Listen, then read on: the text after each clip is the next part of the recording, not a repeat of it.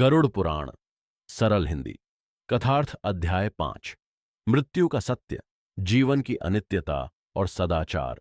ओम नमो नारायणाय। पक्षीराज गरुड़ ने भगवान विष्णु से पूछा, हे प्रभु, मनुष्य जानता है कि शरीर नश्वर है, फिर भी वह मृत्यु के सत्य को भूलकर अहंकार और मोह में क्यों पड़ जाता है? मृत्यु का स्मरण जीवन को भयपूर्ण बनाए बिना उसे श्रेष्ठ कैसे बना सकता है? भगवान विष्णु बोले, हे गरुड़, मृत्यु विनाश का भय दिखाने के लिए नहीं, समय का मूल्य समझाने के लिए स्मरण की जाती है। जो जन्मा है उसका शरीर एक दिन शांत होगा, किंतु जीवन के दौरान किए गए कर्म, दिए गए संस्कार और बांटा गया प्रेम संसार में अपनी छाप छोड़ते हैं। इसलिए मृत्यु का विचार निराशा नहीं, जागृति का संदेश है। मनुष्य धन, पद और शरीर को स्थायी मानकर संग्रह करता रहता है, परंतु समय बदलता है, यौवन ढलता है और परिस्थितियां रूपांतरित होती हैं। जो वस्तु परिवर्तनशील है उसे जीवन का अंतिम आधार मानना मोह है। धन आवश्यक है, पर धर्मपूर्वक अर्जित और लोकहित में प्रयुक्त धन ही शांति देता है। शरीर साधन है, इसलिए उसकी देखभाल करो, किंतु स्वयं को केवल शरीर मत समझो। गरुड़ ने पूछा, मृत्यु के निकट होने का ज्ञान न हो तो मनुष्य प्रतिदिन कैसी तैयारी करे? भगवान बोले, हर दिन को अंतिम समझकर भयभीत मत हो। प्रत्येक दिन को ईश्वर का अवसर समझकर सार्थक बनाओ। प्रातः कृतज्ञता से उठो। माता पिता, गुरु, परिवार और समाज के प्रति अपने कर्तव्य पूरे करो। किसी से कटुता हो तो संवाद करो।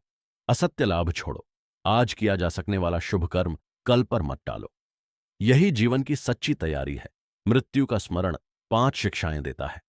पहली, समय सीमित है, इसलिए उसे व्यर्थ विवादों में नष्ट मत करो।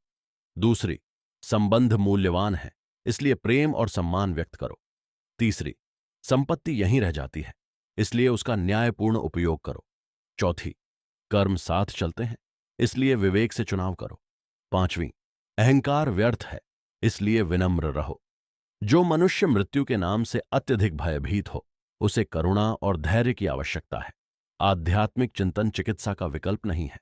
यदि भय, उदासी या चिंता दैनिक जीवन को प्रभावित करे तो परिवार और योग्य चिकित्सक से सहायता लेना भी धर्म सम्मत आत्मरक्षा है। हे गरुड़, मृत्यु के समय परिवार का व्यवहार भी महत्वपूर्ण है। रोगी के सामने कलह, संपत्ति का विवाद या भयपूर्ण बातें न करें। उसके पास शांत वातावरण रखें। स्नेह से हाथ थामें, ईश्वर का नाम लें और उसकी इच्छा का सम्मान करें। आवश्यक चिकित्सा और आराम उपलब्ध कराना सेवा है। अंतिम समय में प्रेमपूर्ण उपस्थिति अनेक शब्दों से अधिक मूल्यवान होती है। मनुष्य को अपनी जिम्मेदारियां व्यवस्थित रखनी चाहिए। परिवार को आवश्यक जानकारी देना, आरण और दायित्व स्पष्ट रखना तथा संपत्ति के विषय में न्यायपूर्ण व्यवस्था करना दूरदर्शिता है। इससे पीछे रहने वालों के बीच विवाद कम होते हैं।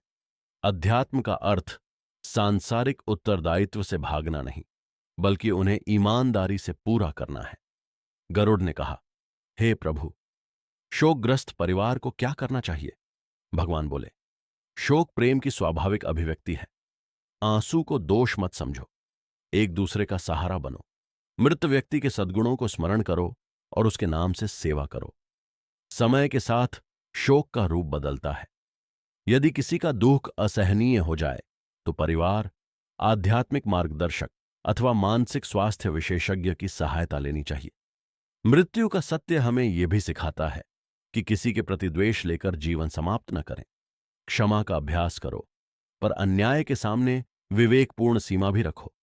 जहां सुधार संभव हो वहां पहल करो। जहां संपर्क सुरक्षित ना हो वहां मन से द्वेष छोड़कर दूरी रखना भी उचित हो सकता है। भगवान विष्णु बोले, जो व्यक्ति सत्य, दया, संयम और सेवा के साथ जीता है वो प्रत्येक दिन मृत्यु की तैयारी नहीं बल्कि सार्थक जीवन की साधना करता है। उसका मन धीरे धीरे भय से मुक्त होता है, क्योंकि उसे झांत रहता है कि उसने उपलब्ध समय का सदुपयोग किया। प्रतिदिन कुछ क्षण बैठकर कहो, मेरा समय ईश्वर की देन है। मैं आज किसी का हित करूंगा, सत्य बोलूंगा और अपने कर्तव्य से विमुख नहीं होऊंगा। फिर श्रद्धा से नाम स्मरण करो, ओम नमो नारायणाय। इस प्रकार मृत्यु का सत्य मनुष्य को जीवन से दूर नहीं करता, वह उसे अधिक प्रेम पूर्ण, उत्तरदायी और जागरूक बनाता है। गरुड़ ने भगवान को प्रणाम किया और इस उपदेश को लोक कल्याण के लिए धारण किया। ओम नमो नारायणाय। ओम शांति शांति शांति।